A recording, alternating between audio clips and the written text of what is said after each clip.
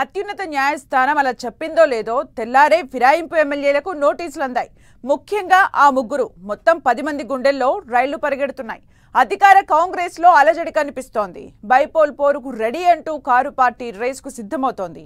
ఈ సమయంలో సుప్రీంకోర్టు ఇచ్చే తీర్పు ఎలా ఉండబోతుందనేది ఉత్కంఠ రేపుతోంది. తెలంగాణ గట్టుపై మినీ బ్యాటిల్ ఫైట్ రాబోతుందా?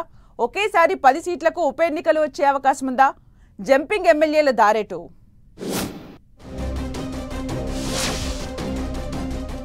తెలంగాణలో ఆ 10 సీట్లకు బైపోల్ రాబోతుందా? ఫిరాయింపు ఎమ్మెల్యేలకు అసెంబ్లీ సెక్రటరీ నోటీసులు. సుప్రీం తీర్పు ఎలా ఉంటుందోనని సర్వత్రా ఉత్కంఠ. ఫిరాయింపు ఎమ్మెల్యేల ఇష్యూ క్లైమాక్స్కు చేరుతోంది. సుప్రీం ఆర్డర్స్, జంపింగ్ ఎమ్మెల్యేలకు అసెంబ్లీ సెక్రటరీ నోటీసులు. అంతా చకచకా జరిగిపోతోంది. సిచ్యువేషన్ను గమనిస్తున్న గులాబీ పార్టీ కాంగ్రెస్ గూటికి చేరిన 10 మంది బీఆర్ఎస్ శాసనసభ్యులపై వేటుపాటం ఖాయమన్న నమ్మకంతో ఉంది. అంతేకాదు, ఎన్నికలకు సిద్ధంగా ఉండాలని క్యాడర్కు పిలుపునిచ్చారు బీఆర్ఎస్ వర్కింగ్ ప్రెసిడెంట్ కేటీఆర్. సుప్రీంలో విచారణ, తెల్లారే ఫిరాయింపు ఎమ్మెల్యేలకు నోటీసులు. ఈ ఎపిసోడ్ అంతా చూస్తుంటే ఉప ఎన్నికలు అనివార్యమన్న టాక్ వినిపిస్తోంది. పరిస్థితులు కూడా అలానే కనిపిస్తున్నాయి. ఈ నెల 10న సుప్రీంకోర్టు ఇచ్చే తీర్పుతో మరింత క్లారిటీ రానుంది. బీఆర్ఎస్ కు 2023 అసెంబ్లీ ఎన్నికల్లో 39 సీట్లొచ్చాయి. అందులో బీఆర్ఎస్ టికెట్పై గెలిచిన 10 మంది ఎమ్మెల్యేలు హస్తంగూటికి చేరారు. మొదట దానం నాగేందర్, ఆ తరువాత వరుసబెట్టి మరో 9 మంది కూడా కండువా మార్చేశారు. దానం నాగేందర్ అయితే లోక్సభ ఎన్నికల్లో సికింద్రాబాద్ లోక్సభ స్థానంలో కాంగ్రెస్ బీఫామ్ మీద పోటీ చేసి ఓడిపోయారు. బీఆర్ఎస్ లో గెలిచి కాంగ్రెస్ లో చేరిన ఎమ్మెల్యేలపై అనర్హత వేటు కోసం న్యాయ పోరాటం చేస్తూ వస్తున్న గులాబీ పార్టీ చివరకు సుప్రీంకోర్టు మెట్లు కూడా ఎక్కింది. పార్టీ ఫిరాయించిన ఎమ్మెల్యేల అనర్హతపై త్వరగా నిర్ణయం తీసుకోవాలని స్పీకర్కు సూచించింది అత్యున్నత న్యాయస్థానం. ఈ నెల 10వ తేదీ వరకు సమాధానం చెప్పాలని స్పీకర్ను కోరింది. తెల్లారే అసెంబ్లీ సెక్రటరీ నుంచి ఫిరాయింపు ఎమ్మెల్యేలకు నోటీసులు అందాయి. వాళ్లు వివరణ ఇచ్చిన తరువాత స్పీకర్ ఎలాంటి నిర్ణయం తీసుకుంటారన్నది ఉత్కంఠగా మారింది.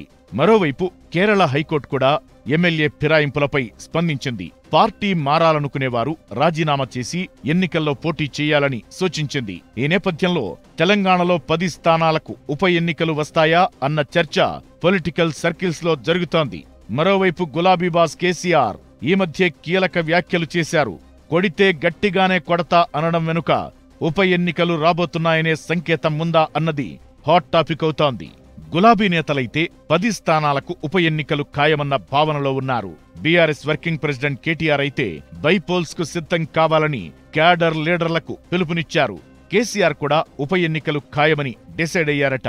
అందుకే త్వరలో ప్రజాక్షేత్రంలోకి రావాలని భావిస్తున్నట్లు టాక్. ఈ నెలాఖరులోగా బహిరంగ సభకు కూడా ప్లాన్ చేస్తున్నారట. ఇదే విషయాన్ని జహీరాబాద్ కార్యకర్తల భేటీలో చెప్పారు గులాబీ బాస్.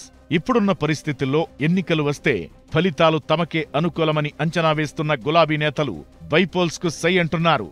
గతంలో ఉప ఎన్నికలు వచ్చినప్పుడు తాము గెలిచిన పరిస్థితులను గుర్తు చేస్తున్నారు. ఇక ప్రస్తుత పరిస్థితులు, 4 స్కీంలపై ఉన్న గందరగోళ వాతావరణం పరిశీలిస్తే కాంగ్రెస్ సర్కార్కు కష్టాలు తప్పవన్న అభిప్రాయం వ్యక్తమవుతోంది. ఇప్పటికే 420 హామీలు, 6 గ్యారంటీలు నెరవేర్చాలని గులాబీ నేతలు నిలదీస్తున్నారు. అన్ని వర్గాల ప్రజలతో కలిసి ఆందోళనలు చేస్తున్నారు. కాంగ్రెస్ ఎక్స్లో నిర్వహించిన పోల్లో కూడా ఫామ్ హౌస్ పాలన కావాలని 70% మంది ఓటేశారు. అందుకే ఈ సమయంలో ఉప ఎన్నికలు వస్తే కాంగ్రెస్ ప్రభుత్వానికి కాస్త కష్టమేనంటున్నారు పొలిటికల్ అనలిస్టులు. అయితే ఉప ఎన్నికలు వస్తాయా రావా అన్నది కూడా చర్చనీయాంశంగా మారింది. ఓవైపు ఫిరాయింపు ఎమ్మెల్యేలు వివరణ ఇవ్వాల్సి ఉంది. వాళ్ల వివరణ తరువాత స్పీకర్ నిర్ణయం తీసుకోనున్నారు. ఎమ్మెల్యేల వివరణ, స్పీకర్ నిర్ణయం, ఆ తరువాత సుప్రీం తీర్పు, ఇవన్నీ వరుస ఎపిసోడ్స్ గా మారాయి.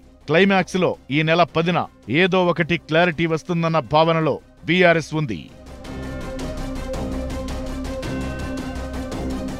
ఇక వేటు తప్పదు, బైపోల్స్ వస్తాయన్న ప్రచారం నెలకొన్న వేళ జంపింగ్ ఎమ్మెల్యేల దారెటు అనే ప్రశ్నలు తలెత్తుతున్నాయి. హస్తంగూటికి చేరిన 10 మందిలో ఎక్కువ మంది సంతృప్తిగా లేరన్న టాక్ ఉంది. ఒకరిద్దరు ఎమ్మెల్యేలైతే ఓపెన్ గానే తమ వాయిస్ వినిపిస్తున్నారు. ఖైరతాబాద్ ఎమ్మెల్యే దానం నాగేందర్ కాంగ్రెస్ ప్రభుత్వం తెచ్చిన హైడ్రాను వ్యతిరేకిస్తున్నారు. అంతేకాదు తన ఇంట్లో కేసీఆర్ ఫోటో ఉంది, ఉంటే తప్పేంటని ప్రశ్నిస్తున్నారు. పటాన్చెరు ఎమ్మెల్యే గూడెం మహిపాల్ రెడ్డి కూడా కేసీఆర్ ఫోటో బరాబర్ పెట్టుకుంటానంటూ తేల్చి చెప్పారు. అయితే ఉప ఎన్నికలు వస్తాయన్న అంచనాతోనే ఈ ఇద్దరు ఎమ్మెల్యేలు కేసీఆర్ పై అభిమానం ఉందని చెప్పుకుంటున్నారన్న చర్చ జరుగుతోంది. అయితే జంపింగ్ ఎమ్మెల్యే తిరిగి తెలంగాణ భవన్ వైపు చూస్తే బీఆర్ఎస్ చేర్చుకుంటుందా అనేది కూడా ఇంట్రెస్టింగ్ గా మారింది. అయితే పార్టీ మారిన ఎమ్మెల్యేలను ఎట్టి పరిస్థితుల్లో తిరిగి చేర్చుకోవద్దని కేడర్ నుంచి కారు పార్టీ అధిష్టానంపై ప్రెషర్ ఉందట. ఉప ఎన్నికలు వస్తే గెలిస్తే గెలుస్తాం, ఓడితే ఓడుతాం, కానీ నమ్మక ద్రోహం చేసిన వాళ్లను తిరిగి చేర్చుకోవద్దని కేడర్ పట్టుబడుతోందట. దీంతో జంపింగ్ ఎమ్మెల్యేల పరిస్థితి గమ్మత్తుగా తయారైందట. బైపోల్స్ వస్తే కాంగ్రెస్ పార్టీలో కూడా వాళ్లకు టికెట్ దక్కేలా లేదన్న చర్చ జరుగుతోంది. ఫిరాయింపులపై సుప్రీం తీర్పు తరువాత తెలంగాణ రాజకీయం ఎటువైపు టర్న్ తీసుకుంటుందో చూడాలి మరి.